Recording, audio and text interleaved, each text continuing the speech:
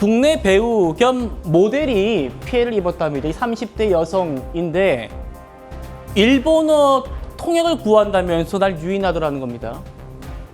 일본어 통역을 구한다 해서 넘어갔더니 그리고 가족에게 잘 도착했다고 메시지를 보낸 뒤에 곧바로 휴대폰을 뺐고 여권 뺐고 그때부터 지옥이 시작됐다.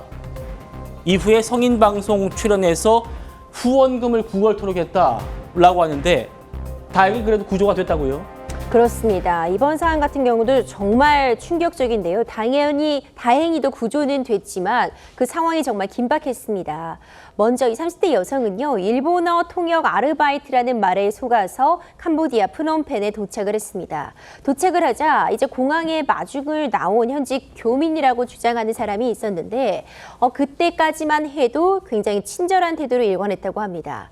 이 도착을 했다고 하니까 이제 4시간 정도 더 들어가서 캄보디아 모처에 도착을 했는데 그때도 이제 가족들과 연락이 닿았고요. 잘 도착했다는 안부 전화까지 남겼다고 합니다. 그 이후에는 전혀 다른 세상이 펼쳐지게 된 것인데 예. 휴대폰도 빼앗고 여권도 빼앗기고 말 그대로 착취의 노동이 시작이 된 겁니다. 이 교민은 누군가에게인가 이 범죄 조직에 이 30대 여성을 500만 원을 받고 팔아 넘긴 상황이었고요. 그 이후에는 이 범죄단체에서 성인 방송 출연을 강요해서 하루 종일 카메라 앞에 서서 방송을 하고 후원금을 구걸하게 하고 뿐만 아니라 목표 금액이 있는데 그걸 달성하지 못하면 심한 욕설과 폭행이 잇따랐다고 합니다.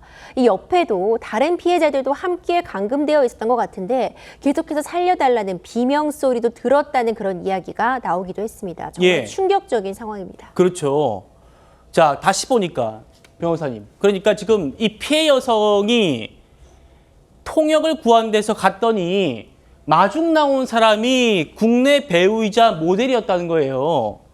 그러니까 이분은 비행기 타고 캄보디아로 가봤더니 나를 마중 나온 사람이 캄보디아 사람이나 내가 생판 모르는 사람이 아니라 포털에서 검색만 해도 나오는 이름이 뜨는 그런 어떻게 보면 유명인이 나를 데리고 온 모집책이었다는 게 이게 좀 다른 점입니다. 그렇죠. 그 부분도 굉장히 충격적이라고 볼 수 있는데 기본적으로 믿을만 했다고 이 피해자는 느꼈던 거죠. 하지만 일단 일본어 통역을 구한다는 것부터가 거짓말이었던 거고요. 검색도 되는 사람이 나에게 캄보디아 일자리가 있다고 직접 공항까지 마중을 나오니 더 믿을 만한 그런 마음에 의심 없이 따라갔을 수는 있겠지만 그랬겠어요. 기본적으로 매우 위험한 행동이었습니다. 네. 가족들이 이제 이 애탁의 피해자를 찾게 되었고 결국 이 처음에 보냈던 그 안부 문자 거기에 보냈던 사진을 단서로 해서 오랜 경험이 있는 현지에 사는 사람이 어디인지 위치까지 추적을 해서 한 달여의 수색 기간 끝에 가족들의 품으로 돌아올 수 있었습니다. 예, 이런 분들이 피해자입니다. 이런 분들이 캄보디아의 현재 범죄 조직으로부터 유인당해서 감금돼서 지옥을 맛본, 지옥이 시작됐던 이런 분들이 피해자예요. 그런데 이런 피해자들을 구출해야 하는데 정작 이번에 정부가 뛰어와서 데리고 온 전 세계에 탑승했던 사람들은 범죄자들 뿐이었다라는 이야기가 나옵니다. 현재 송환된 64명 중에 49명이 구속됐고요. 추가로 오는 10명이 영장심사를 받았습니다. 만나보시죠. 혐의 인정하십니까? 캄보디아는 왜 가신 거예요? 로맨스 스캠에 가담하셨습니까? 피해자들한테 하실 말씀 없으신가요? 감금이나 폭행 당하신 게 있나요? 혐의 인정하십니까? 피해자들한테 하실 말씀 있으신가요? 로맨스 스캠 가담하셨습니까? 감금이나 피해 받으신 거 있으신가요? 구전의 변호사님, 저렇게 오늘 영장 심사 받은 분들이 나도 피해자라고 주장한답니다. 나도 피해자다. 지금 국민적인 여론들, 분노들, 공감이 캄보디아 피해자들에게 향해 있다고. 범죄 혐의가 확실한 사람들도 나도 피해자다.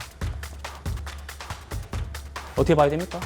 사실 뭐 법원에서 이미 영장 발부로 49명까지 구속이 됐고 전원이 체포영장 집행에 의해 가지고 경찰이 데려왔고 이 과정을 보면 범죄 피의자로서의 성격이 명확하거든요. 여기서 이제 피해자라고 주장하는 거는 강요된 행위라고 나도 어쩔 수 없이 범행에 가담했다라고 하면은 이제 무죄 주장을 할 수 있는 근거가 마련될 수 있고 이거를 하다가 받아들여지지 않더라도 양형에서 굉장히 선처를 받아보겠다라는 주장인데 그게 통할 수 없습니다. 지금 피의자 겸 피해자라는 개념이 사실 뭐 생소해 가지고 이게 굉장히 독특한 경우인가 보다 이렇게 생각하실 수 있는데 모든 범죄에서는 피해와 피의 그 관계가 뒤엉켜 있습니다. 예를 들어서 다단계에서도 내가 못 모르고 들어가 가지고 금전적 손해를 봤는데 다른 회원들 모집해 오면 네 원금은 보장해 줄게 이러면 다른 회원들 자기 지인들 끌어들이거든요. 그런 경우들 굉장히 많아요. 그리고 조폭들도 자기가 자의로 들어가 가지고 할 때 강압적인 관계가 형성이 되고 탈퇴하려고 그러면 응징받고 이런 거 많이 네. 보셨잖아요. 이런 관계들이 다 뒤엉켜 있는데 내가 자의로 선택할 수 있는 게 전혀 없었다. 그 정도까지 가야지 이게 뭐 무죄 주장을 할 수 있는 거지.